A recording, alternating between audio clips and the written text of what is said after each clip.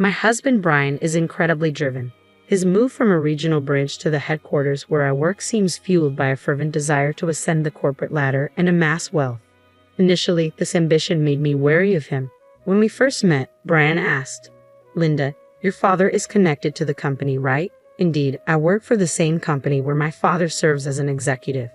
Having a relative in a position of power has led to me being perceived differently by both insiders and outsiders.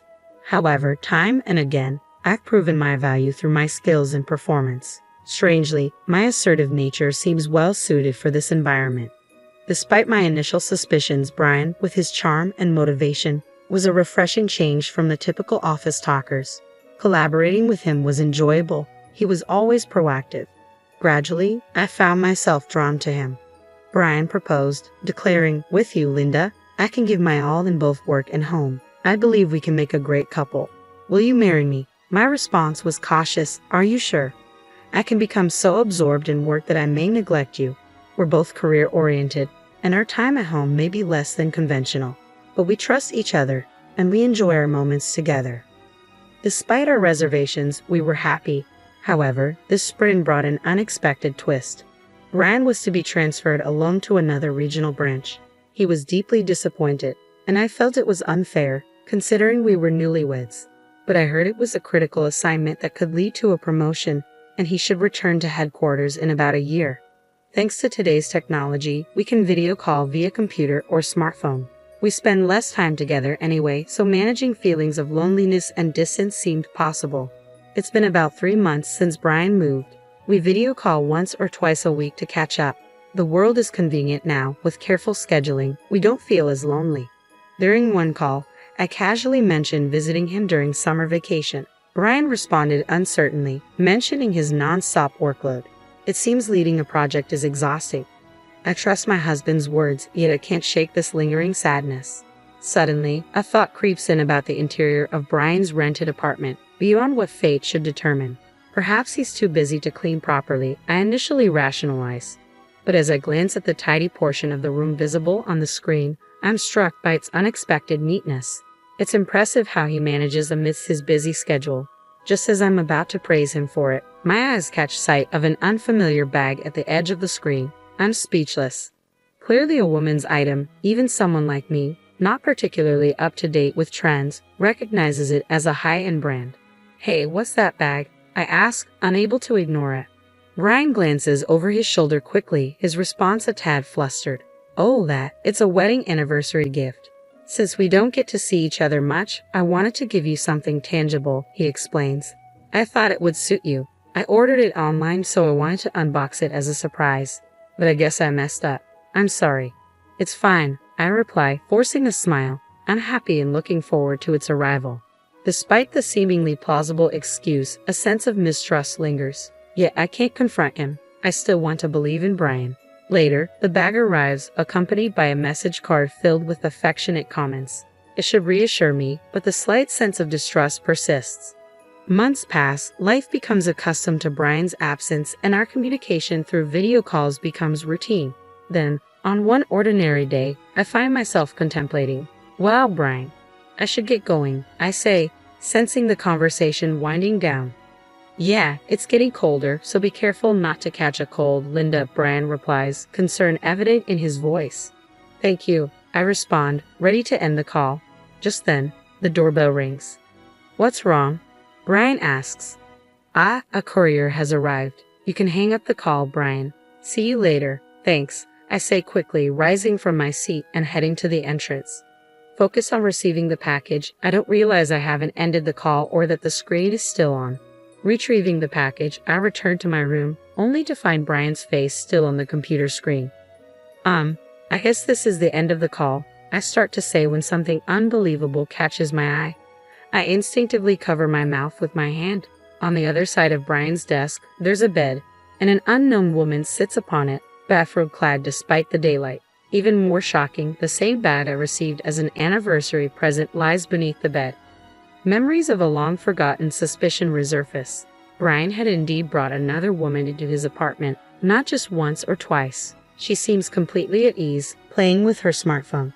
"You seem to be having so much fun chatting with your wife," the woman says, a mocking cackle in her voice, unaware that I'm listening. That might be true, but she's not here now, Brian replies, a grin on his face. You're such a jerk, the woman retorts. The real jerk is you, leaving your bag out in plain sight. I had to buy the same bag just to camouflage it. It was expensive, you know. That's your own fault. It's a shame that a luxury item like that is wasted on her. She has no sense of fashion. As they continue their banter, I can't bear to watch any longer. I shut down the computer, unable to put my feelings into words. Regret flooded over me. Was the bag Brian gifted me truly an anniversary present, or merely a cover-up for his infidelity? Brian, you're really the worst, I muttered, the insult escaping before I could contain it. It wasn't something I wanted to say. As for that girl, there was something familiar about her. I realized with a jolt she's the daughter of the executive vice president who joined the company this year. The audacity to whisk her away to the countryside for a clandestine rendezvous. It was quite an elaborate affair. But somehow, it all made sense. I couldn't help but chuckle bitterly. It's a typical choice for an ambitious man like Brian. After all, I too am the daughter of a high-ranking executive. It seemed fitting for Brian to choose a mistress who could prove useful in some way. I couldn't believe in anything anymore. I thought he loved me for who I am. Just as I started to tire of feeling angry, an unforgiving feeling settled in. I couldn't forgive him now. So, I decided to uncover the truth. A few days after that shocking video call, Brian suggested we spend some leisure time together. Perhaps he thought it would look bad if we didn't pretend to be friendly from time to time. With a feigned eagerness, I agreed, clutching the purse he had given me. I visited the apartment he had rented. Wow, I keep it pretty clean, don't I? I'll go get us some iced tea, Brian remarked, heading towards the kitchen, unaware of my internal turmoil. I seized the opportunity and took action. Quietly, I placed the coin purse, matching my bag, inside the cupboard of Brian's computer desk. Unbeknownst to him, the coin purse contained a bug, an advanced model with exceptional battery life. It would capture sounds for several days without leaving any evidence. I assumed Brian might notice it eventually, but with his mistress owning the same model, distinguishing ownership could be tricky. Nonetheless, if he did notice, I would need to find another approach. If not, it would be a win for me. Excitement brewed within me as I anticipated the information I could gather. When the battery was close to dying, I planned to call Brian to confirm, pretending to have misplaced the coin purse. I seem to have lost the coin purse you gave me. Do you have it over there by any chance? I would inquire. Oh yeah, it was wedged in the drawer of my desk. You're so clumsy, Brian would likely respond, oblivious to the bug's presence. From his casual reply, I inferred that he hadn't opened it. Requesting its return would ensure it was back in my hands within days. Nervously, I played back the audio, and there it was, clear as day. Brian and the executive's daughter engaging in an illicit affair, their voices intimate. Armed with this evidence, I hired a private investigator to delve deeper. What he uncovered shocked me. Brian wasn't just involved with the executive's daughter, he had numerous affairs. Daughters of board members and department heads were among them. As for me, I began to see sides of Brian I never knew existed.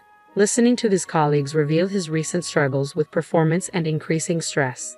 It seemed his focus had shifted from work to networking, realizing his efforts alone were no longer sufficient. I genuinely feel sorry for him. Failing to perform at work can be a bitter pill to swallow. However, his professional struggles have nothing to do with his betrayal of me and his affairs with other women. Furthermore, it appears he's using these women as stepping stones to advance his career. It's despicable behavior, both personally and professionally. As I delved deeper into my investigation, my feelings for Brian quickly cooled, replaced by a growing sense of vengeance. He wounded my pride deeply. Ryan's work assignment away from home ended sooner than expected. Less than a year later, he returned home, and to celebrate his return, I arranged a party with both our parents, complete with a lavish feast delivered to our door. The atmosphere was jovial with lively music playing and just family around. Then the music's vibe changed and I heard my own voice echoing from the speakers. Ryan's conversations with the executive's daughter, since to the music player, filled the house. Ryan turned pale, confused, and flustered. "What's this, Linda?" he stammered. I had already briefed my parents about the situation, but Brian's parents were in a state of panic upon hearing their son's voice intertwined with a woman's they didn't recognize. They confronted him, demanding answers. "Ryan, what's the meaning of this? Surely, you're not cheating on Linda?" They pressed, their voices laced with concern. I played the audio recordings of Brian's conversations with the other woman. obtained with the help of the investigator. Finally, Brian realized that I knew about his affairs. "Linda, you knew everything, didn't you?" He trembled, turning to me with a question, his face pale. Despite his fear, I smiled. "Why not consider marrying the CEO's daughter next? That'll land you the CEO position in a snap," I suggested, a bitter edge to my tone.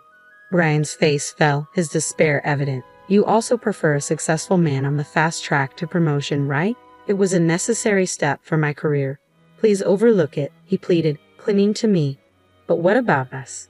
Is our marriage just a step towards your success?" I challenged, my voice tinged with hurt. "No, that's not it at all," Brian insisted, though his words seemed forced. "You're special." Despite his reassurances, Brian appeared flustered. My father stepped in, his gaze piercing. "Brian, did you approach my daughter to take advantage of my position? Tell us the truth." Brian hesitated before confessing. "Initially, it was about getting ahead. Even though other women were merely tools for my advancement, I am truly serious about Linda. I promise I won't cheat again. Please forgive me this time. I want a chance to make it right."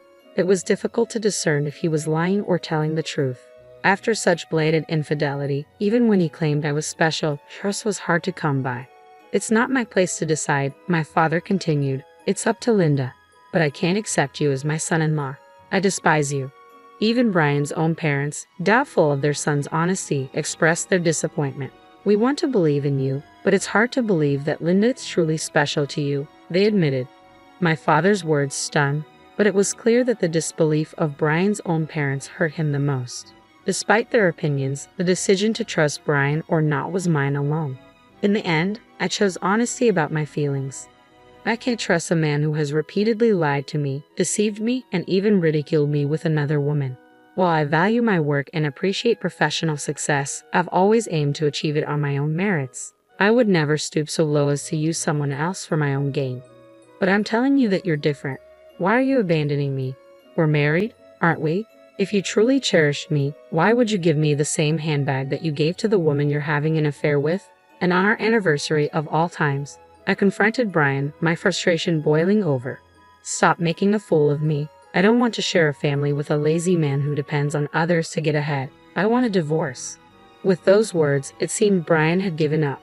His shoulders drooped, and he began to sniffle out of frustration. He had just lost his most convenient stepping stone for his career, and it served him right. Exhausted, Brian was taken home by his parents, and it was unlikely he would ever return to our home. True to my word, I followed through with the divorce. After exposing Brian's wrongdoings to all the women involved, he was sued not only by me but also by all the women he had affairs with. Unable to pay all the settlement money, he was forced to sell all his properties and even had to take on debt. Brian would likely lose his freedom for a while, paying back his debt. He voluntarily resigned from his company, but in reality, he was practically fired. Once the rumors of his actions reached the higher-ups, it was inevitable they would be furious. With rumors spreading around the office, he probably felt uncomfortable as well. Currently, he's working in a small factory, diligently paying back his debt. His parents came to apologize and told me about his situation. As for me, I have no intentions of ever meeting him again. Of course, I received alimony from Brian. Surprisingly, when I sold the handbag, which was the same as his mistress's, I was shocked to find it fetched almost the same price as a new one because it was barely used. It felt like a little bonus. After separating from Brian, I began to contemplate what marriage really meant and what's important in life. While my work remains crucial to me, I don't discount the possibility of having a family in the future. I might use the money from selling the bag to pamper myself a bit and prepare for a new romance, as I had to work today.